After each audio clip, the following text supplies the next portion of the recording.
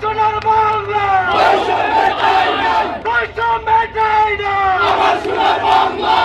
আমাদেরকে অবৈধভাবে অনৈতিকভাবে একেবারে অযৌক্তিকভাবে আমাদেরকে চাকরিচ্যুত করা হয়েছে। এমনকি মেয়েদের যে নিরাপত্তা, মেয়েদের বদলি হতে আরম্ভ করে সবকিছু তোয়াক্কা করা হয়নি, বিভিন্নভাবে তাদের হয়রানি করা হয়েছে। ইভেন একটা বিধবা মেয়েকেও ছাড় দেওয়া হয়নি। যে একটা বিধবা মেয়ে সে চাকরি চলে গেলে কিভাবে কি করবে, তাকে এত বছরের অর্জিত সার্টিফিকেট এবং তার যে অভিজ্ঞতার সমন্বয় ছিল সেই তার অভিজ্ঞতাকেও মূল্যায়ন করা হয়নি। এবং প্রত্যেকটা সেক্টরে তাদের দলীয় লোক ঢুকিয়ে একটি বিশেষ গোষ্ঠী তাদের স্বার্থ সিদ্ধির জন্য আমাদেরকে অবৈধভাবে চাকরিচ্যুত করেছে। আমাদের অভিজ্ঞতা, আমাদের সার্টিফিকেট সবকিছুকে রাতারাতি নিমিশে গায়েব করে দিয়েছে। তীব্র প্রতিবাদ ও নিন্দা জানাচ্ছি। আমরা বিভিন্ন সময়ে বিভিন্ন মহলের কাছে আমাদের আবেদনগুলো তুলে ধরেছি, কিন্তু আমরা কোনো প্রতিকার পাইনি।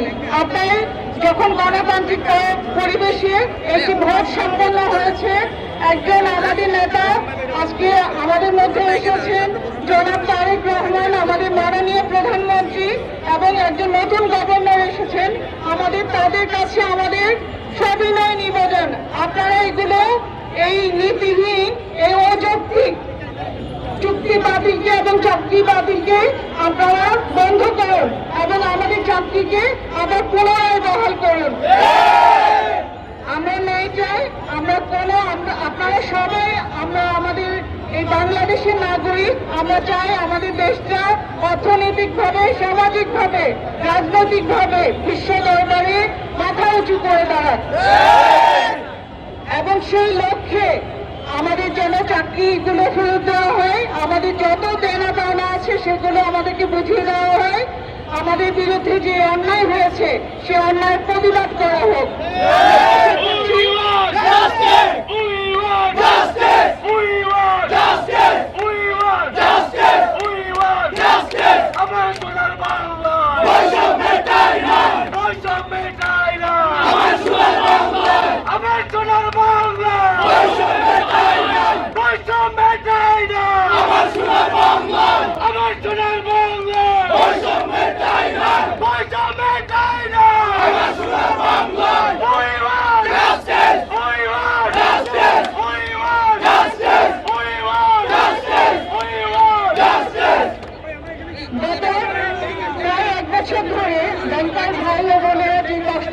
করছে, 10,000 পরিবার যে কষ্ট করছে, সেই মানবত কষ্টের দিকে তাকিয়ে সেই নির্যাতন থেকে আমাদের যেন উদ্ধার করা হয়, আমাদের চাকরিগুলো আমাদেরকে দিয়ে দেওয়া হয়, আমরা সেটাই চাচ্ছি।